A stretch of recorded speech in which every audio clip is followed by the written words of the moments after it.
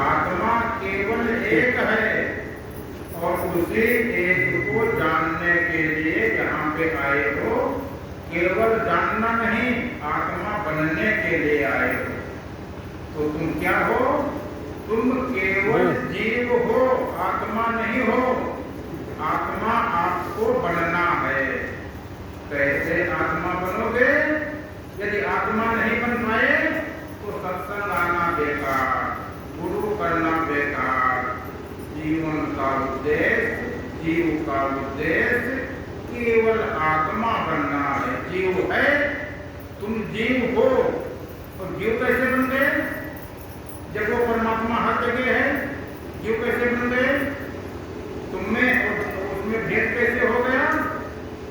क्योंकि कदली सीप भुजंग मुख स्वाति एक गुण थी। स्वाति का बरसात का बूंद जब गिरता है तो केले में गिरा कपूर बन गया, सीप में गिरा मोती बन गया। तो अलग अलग गुण हो गए, बूंद एक ही है। तो ऐसे ही उस आत्मा की धार जो आ रही है, वो ऊपर से धार आ रही, आत्मा एक है। वो धार तुम्हारे शरीर पे गिर रही है, इसलिए तुम जीव बन गए। और इसको गिरना कहाँ चाहिए? यदि यही धार पलट करके तुम्हारे आत्मघट के ऊपर गिरने लगे, तुम आत्मा हो जाओ। केवल इतना सा ही करना। सब लोग आत्मा बनने के लिए आए हो, अभी जीव हो। जब तक जीव हो तब तक मोक्ष नहीं है। कहीं ऐसे ही जीवन निकल करके कहीं तब यहाँ से चले जाओ, जीवन बेकार हो गया, मनुष्य बनना बेकार हो गया। यह शरीर देवताओं को भी दुर्लभ है और वो आत्मा केवल आत्मघट प्रकट करना है। प्रकट आत्मघट है ही नहीं तो धार गिरे कहाँ? तो इसीलिए कहा गया सब घट मेरो साइया, खाली घट ना को बलिहारी व घट की जा घट पर। आत्मा प्रकट नहीं होती है, प्रकट होता है आत्मघट। आत्मघट जब प्रकट होगा, आत्मा की धार उस पर गिरने लगेगी, वो आत्मा हो जाएगी। तुम पूर्ण हो जाओगे, जीव को मोक्ष हो जाएगा। वही सतगुरु है, वही गुरु है, वही परम पद है, वही हरिपद है, वही परमात्मा है, वही अनामी है, वही निर्माण है, वही राधा स्वामी है। तो तुमको सत्संग केवल नहीं सुनना है, तुमको आत्मा के बारे में जानना भी नहीं है। जीव से आत्मा बनना है। उसके लिए केवल आत्मघट गुरु प्रकट कर देगा, आत्मा की धार उस पर गिरने लगेगी, तुम परमात्मा बन जाओगे, आत्मा बन जाओगे। आत्मा परमात्मा एक है। इसलिए जीव का उद्देश्य पूरा करो और आत्मा बन जाओ। अभी आत्मा नहीं हो, अभी तो है जीव हो। और जो गुरु करते हो तो गुरु जो ऐसा गुरु नहीं ढूंढ पाते हो कि जो जीव का गुरु। तुम अपने शरीर का गुरु ढूंढ लेते हो, वो तुम्हारे शरीर की शिक्षा दे देता है कि एक पूजा ऐसे करो, एक पूजा ऐसे करो। एक शरीर से पूजा करोगे तो वो शरीर से पूजा हो जाएगी। मन से पूजा करोगे तो स्वर्गलोक वाली पूजा हो जाएगी।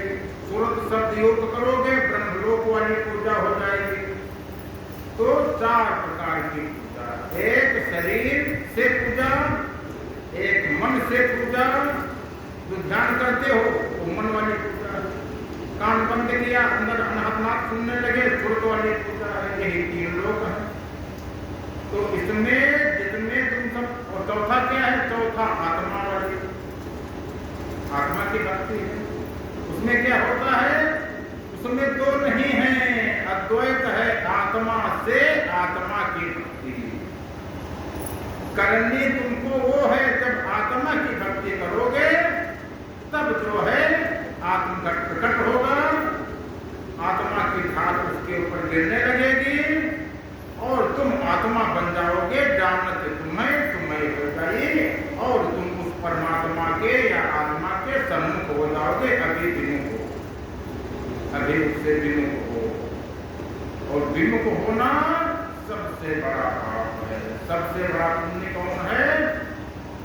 काकपुंज जी ने गरुड़ सिर को यही बताया कि आत्मा से होना विमुख सबसे बड़ा है पाप। वेद शास्त्र सब कह गए, केवल जानने नहीं हुआ। केवल तुम ही नहीं जान पाए, वेद शास्त्र तो सब चिल्ला चिल्ला करके कह रहे हैं। क्या कह रहे? कि उस आत्मा के सम्मुख हो जाओ।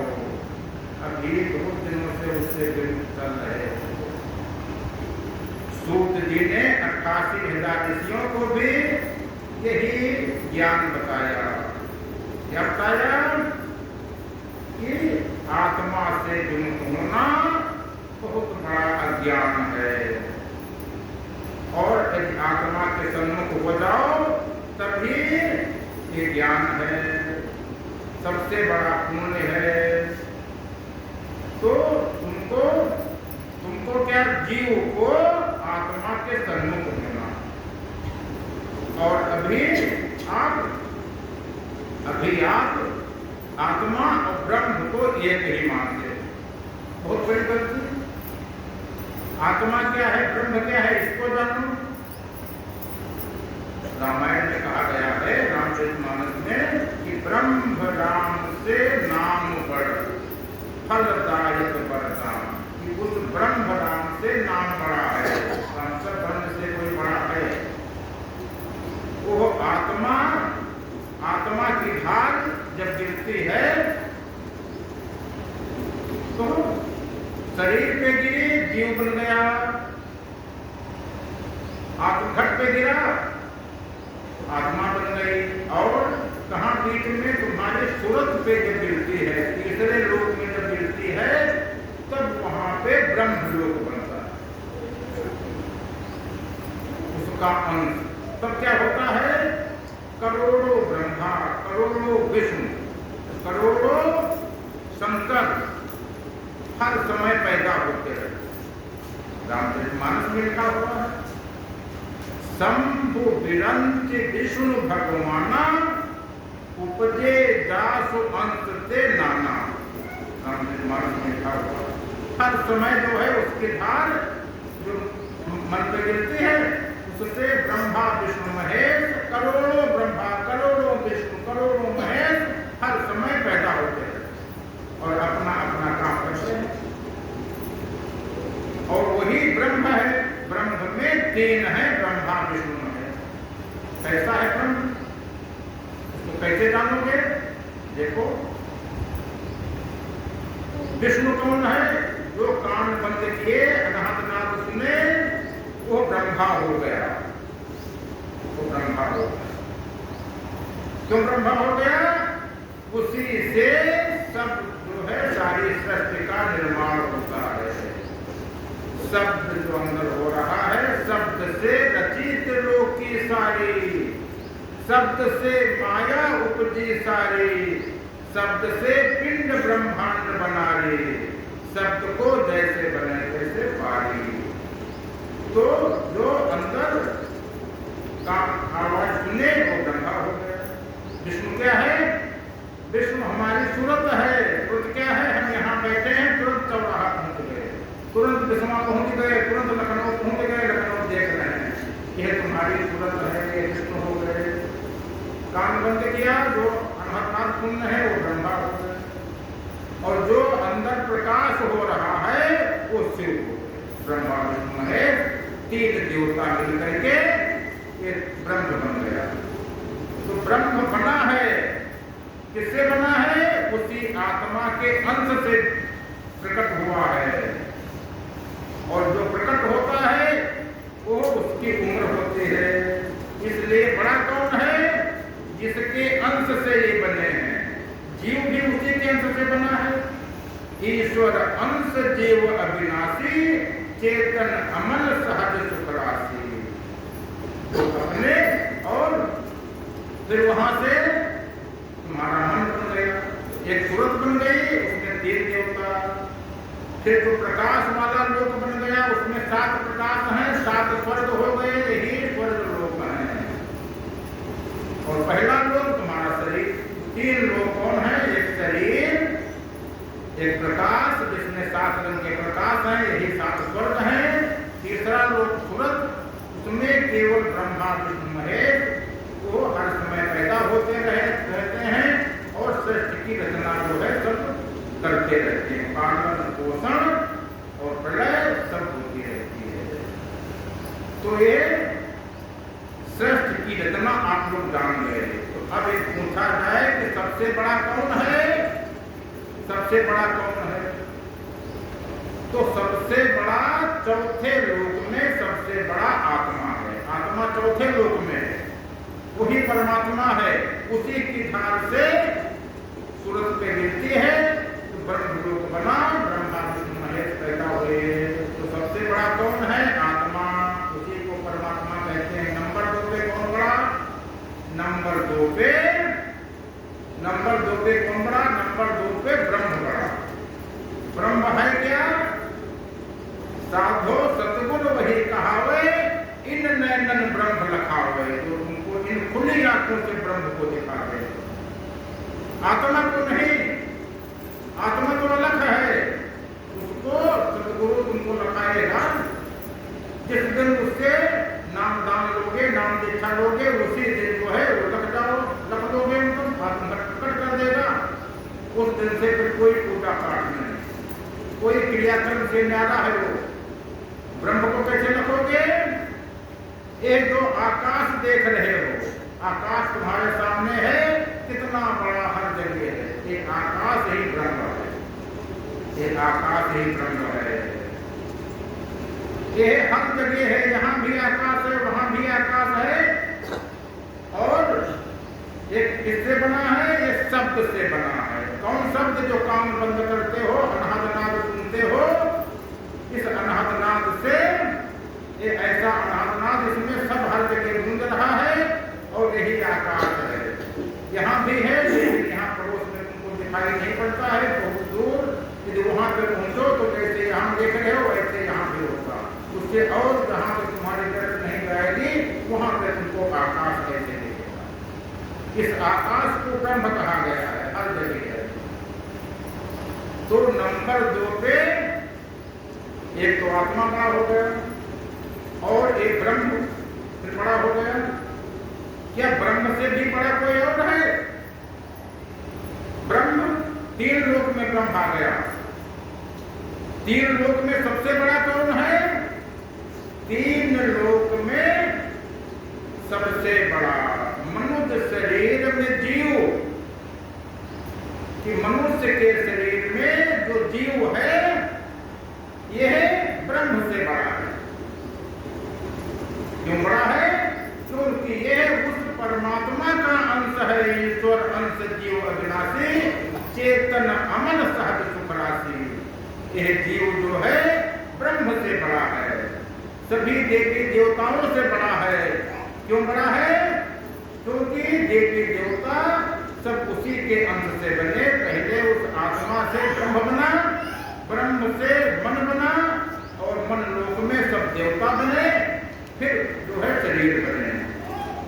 और जीव जो है उस परमात्मा का अंश है।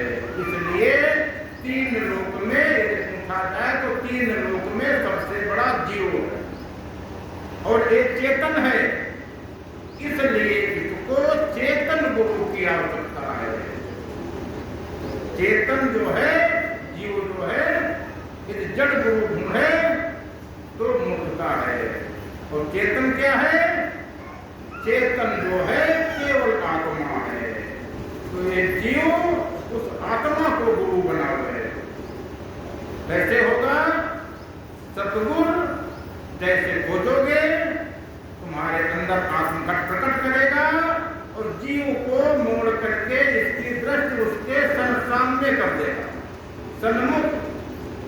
अभी विमुख हो, अभी विमुख हो। विमुख कैसे हो?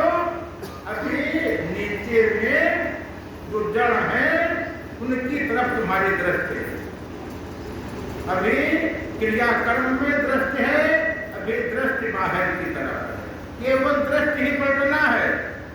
जैसे दृष्टि पलटेगी तुम उसके सन्मुख हो जाओगे। सन्मुख हो ये जीवमय जगने जन्म कोटि अगनाशन करो और जानते तुम्हें हो जाएगी। तो और करना कुछ नहीं, केवल दृष्टि बदलना है। जैसे दृष्टि बदलेगी उसके सन्मुख हो जाओगे, उसके सन्मुख हो जाओगे। तो तीन लोक में पूछा जाए सबसे बड़ा कौन है? जीव। और जीव मनुष्य शरीर में, जानवरों में जीव नहीं, क्योंकि नर समान नहीं कौन जीव। और जो तुम कहते हो कि वो परमात्मा हर जगह है, पेड़ में भी है, मेज में भी है, कुर्सी में भी है, ये गलत। वो और किसी में नहीं हो सकता है। केवल मनुष्य है हर जगह, लेकिन केवल मनुष्य शरीर ही में आत्मघट प्रकट हो सकता है। इसलिए मनुष्य शरीर ही में वो प्रकट होगा, और कहीं किसी शरीर में प्रकट नहीं हो सकता। जो शरीर में प्रकट हो जाए तो नर समान नहीं होगी, तो कहा जाता। इसलिए मनुष्य का शरीर सबसे बड़ा, क्योंकि इसी में आत्मघट प्रकट हो सकता है। और ये जो तुम कहते हो कि पेड़ में भी है, इसमें भी है, वो क्या है? वो ब्रह्म है, परमात्मा नहीं है, ब्रह्म है। कैसे है? कैसे है? कैसे दिखाओगे किसी को कि किसमें है? महात्मा जी एक चिंता लेख है, उनसे पूछा गया कि ब्रह्म हर जगह कैसा है? चिंता बजा दिया तो उससे आवाज निकली कि ऐसा ही अनाहतनाद जो है, ऐसे ही आवाज है, ये ब्रह्म हो गया। और चिमटे पे चिमटा मारा, उसमें से वो तो प्रकाश निकला, कहा ये प्रकाश हो गया, ब्रह्म हर जगह है।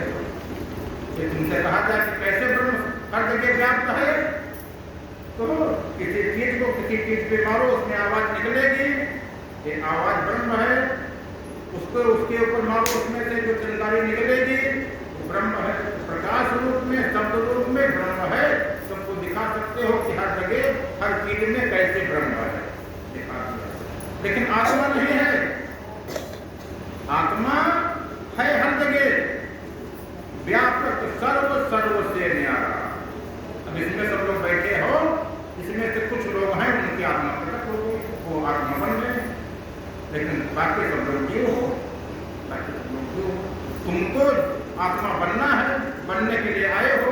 जब तुम्हारा नंबर आएगा, नंबर क्या, जैसे तुम्हारी पात्रता होगी, जैसे पात्रता होगी वैसे तुम जो बन जाओगे। अब सबका आधार वही आत्मा है।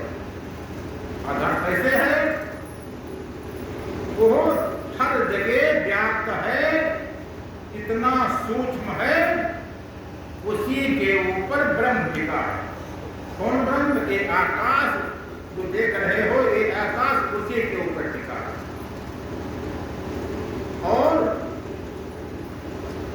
ये आकाश उस पर टिका है। और वो जो प्रकाश किस पे टिका है? प्रकाश इस आकाश पे टिका है, शब्द पे टिका है। क्योंकि शब्द ही कुंजी, शब्द ही ताला, शब्द ही शब्द होए उजियारा, सार शब्द का जाने देवो, वह कर्ता वह देव। और ये जो ब्रह्म है, कर्ता ब्रह्म है, वो आत्मा या परमात्मा कुछ नहीं करता, वो अकर्ता है। ये नहीं कि वो कुछ करे, करने वाला ये ब्रह्म, देखने वाला ब्रह्म। तुम जो आंखों से तुम्हारी कौन देख रहा है? आत्मा नहीं देख रही, आत्मा तो कुछ करती नहीं, वो ब्रह्म देख रहा है, ब्रह्म देख रहा है। वही बोल रहा है, वही देख रहा है, वही सुन रहा है, वही सब कर रहा है, वो ब्रह्म कर रहा है। आत्मा नहीं कर रही, आत्मा करता है। और ये ब्रह्म जो है यही मैं है। कौन देख रहा है? मैं देख रहा हूं। कौन सुन रहा है? मैं सुन रहा हूं। कौन बोल रहा है? मैं बोल रहा हूं। ये मैं कौन है? मैं ब्रह्म है। लेकिन ब्रह्म से परमात्मा बड़ा, हमको उस परमात्मा को प्राप्त करना है। कैसे होगा? जब मैं था तब हरि नहीं, जब हरि है मैं ना है। कि जब तक तुम्हारे अंदर में मैं है, जब तक तुम ब्रह्म लोक में हो, जब तक तुम स्वर्ग लोक में हो, तब तक वो नहीं मिलेगा। 3 लोक से आगे बढ़ना है, करना है। मैं से को भी पार करना है। कैसे पार करोगे? तुम्हारे पार करने से नहीं पार हो जाएगा। बिन पावन का पंथ है और बिन बस्ती का देश और बिना देह का पुरुष है। कहा कबीर संदेश, पवन नहीं पानी नहीं, नहीं शब्द प्रकाश, कहा कबीरा शब्द जनता है सदा निवास। वहां न शब्द है, न प्रकाश है, न हवा है, न पानी है, कुछ है नहीं। वहां कोई बस्ती है नहीं, वही अकेला है। तो कैसे तुमको मिलेगा? कैसे वहां पे पहुंचोगे? केवल दृष्टि बदलना है और कुछ करना नहीं है। क्रिया कर्म से न्यारा है। जब तक तुम 3 लोगों में फंसे रहोगे, 3 लोगों की साधना करते रहोगे, तब तक मैं ही में रहोगे, तब तक मैं ही में रहोगे। लेकिन हमको पाना उसको है। और बता रहे थे कि प्रकाश इस शब्द पे टिका है। और प्रकाश पे कौन टिका है? प्रकाश पे टिका है जो पूरी पृथ्वी है, एक प्रकाश पे टिकी है। प्रकाश तुम्हारा मन है, मन में प्रकाश है। मन के ऊपर ये पूरी पृथ्वी, वेदों में या उपनिषदों में कथा आती है कि पृथ्वी गाय के सींग के ऊपर रुकी है, या इसको शेषनाग जो है अपने फन के ऊपर रोकते हैं। कौन है शेषनाग? कौन है गाय के सींग? किसी ने देखा? क्या है गाय की सींग? 10वीं इंद्री तुम्हारा मन है। जितनी इंद्रियां हैं वो सब गए, उनको सब गाय हैं, उनको गो कहा गया। गो गोचर जहां मन जाई, सो सब माया जाने वाली। तो जहां पे गाय कहा जाए, वो कहा जाए, वो तुम्हारी इंद्रियां। तो गाय के सींग के ऊपर, गाय के सींग के ऊपर जो है, इसी मन के ऊपर जो प्रकाश है, एक प्रकाश ही पृथ्वी को रोके। इसीलिए और इसी मन को महाकाल कहा गया। मन को महाकाल कहा गया। उज्जैन में महाकालेश्वर का मंदिर है। मन ही तुम्हारा महाकाल है। 2 मत हैं, एक काल का मत, एक दयाल का मत। काल के मत में 3 लोग आते हैं, दयाल के मत में केवल 4था लोग, केवल 4था लोग आता है। तो जितना तुम पूजा पाठ करते हो, 3 लोग कौन कौन से हैं? एक शरीर, एक मन, एक तुम्हारी सूरत, 3 लोग हो गए। तो 3 लोग काल का मत है, इसमें तुमको करना पड़ता है। और 4था मत क्या है? 4था मत केवल आत्मा का मत है, ये दया मत है। इसमें तुमको कुछ करना नहीं पड़ता, केवल उसके सन्मुख हो जाना है। तो 3 लोग सब उसी से चल रहे हैं, 3 लोग उसी से चल रहे हैं। तो यदि काल की पूजा करोगे, किसी काल की पूजा करोगे, तो काल मत ही है। किसी को ये नहीं बंद किया जाता है कि तुम ये न करो, क्योंकि कोई संत किसी संत की या कोई भी बात कोई काटता नहीं है, केवल अपनी बात बताता है। जैसे सुना होगा कि एक कॉलेज में ब्लैक बोर्ड के ऊपर एक लाइन खींची गई और एक लड़के से कहा गया इसको बिना मिटाए हुए इसको छोटी कर दो। और लोग सोचने लगे कि जब ब्लैक बोर्ड पे लाइन है, यदि हम टेस्टर से इसको मिटाएंगे नहीं तो कैसे छोटी होगी? दूसरा लड़का उठा, उससे बड़ी लाइन खींच लिया, तो छोटी हो गई अपने आप। तो ऐसे ही कोई भी संत किसी की कोई बात काटता नहीं, केवल अपनी बात उससे बड़ी लाइन खींच देता है, वो लाइन छोटी पड़ जाती है। तो इसलिए कभी भी किसी जो भी कुछ कहे वो अपने स्तर से कहा है, किसी की बात काटना नहीं। लेकिन केवल उस आत्मा को जानना है, परमात्मा को जानना। उसको जानने से क्या होगा? प्रार्थना करते हो उसमें भी कहते हो काल जाल से न्यारा कीजिए, काल से हमको निकालो, भवसागर से निकालो, माया से निकालो। यही तीन लोक माया है, यही भवसागर है, यही काल का लोक है। तुमको चाहिए क्या क्या? तुमको दृष्टि विवेक की चाहिए, विवेक वाली दृष्टि हो जाए। विवेक वाली दृष्टि होती तुरंत आत्मा को पहचान लिया होता। अभी क्यों नहीं पहचान पाते हो? भाई हर जगह, लेकिन तुम पहचान नहीं पाते हो। इसलिए दृष्टि विवेक की चाहिए।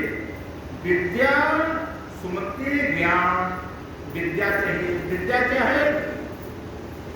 सब विद्या या विमुक्त। विद्या वही है जो जीव को मुक्त कर दे। कैसे मुक्त करेगा?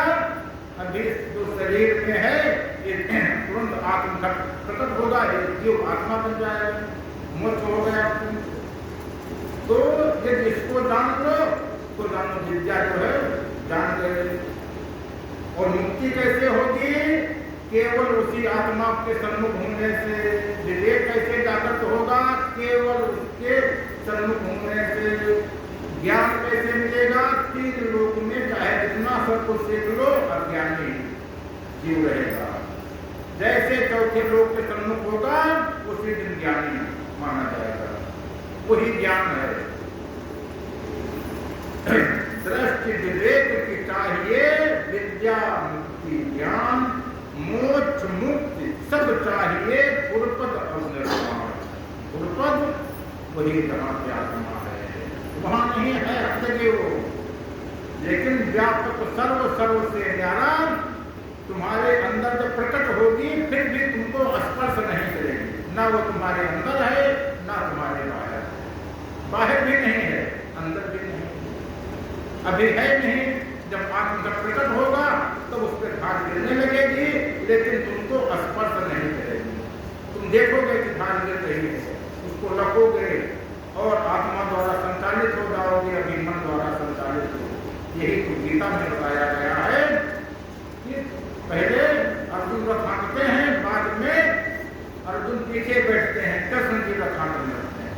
तो ऐसे तुम्हारे शरीर का जो रथ है, शरीर का रथ वो परमात्मा द्वारा संचालित हो जाएगा, आत्मा संचालित करने लगेगी। फिर मन पीछे बैठेगा, मन नहीं हटेगा। तो दृष्टि विवेक की चाहिए, विद्या मुक्ति ज्ञान मोक्ष मुक्ति सब चाहिए। गुरुपद और निर्वाण। विजय प्रकृति पर चाहिए। इस प्रकृति को तुमको जीतना है। कैसे जीतोगे? जैसे सन्मुख होगे तुम जीत जाओगे। और जीतना काल को भी जीत लेना है। काल के 64 आयाम, काल माने समय, काल माने समय, समय के 64 आयाम है, उनसे भी पार होना। कैसे पार हो गए? केवल एक ही करना, केवल सन्मुख हो जाना है। माया से हो निकलना, भवसागर का जाना, भवसागर से निकलना हो, माया से निकलना हो।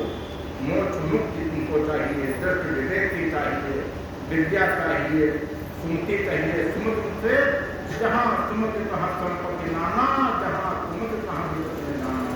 अभी सुमति नहीं है, जैसे उसके सामने होगे उसे सुमत पा जाओगे। और जितने शरीर हैं इन सभी शरीरों से कैसे निकलोगे?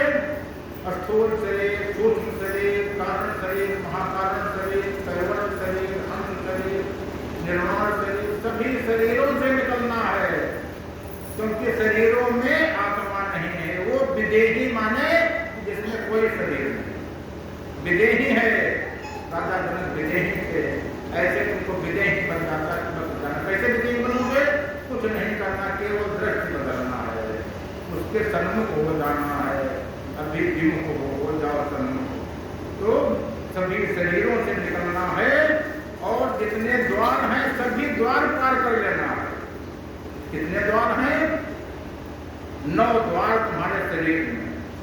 2 आंखें, 2 कान, 2 नाक, 6 मुंह और लेट्रिन बाथरूम।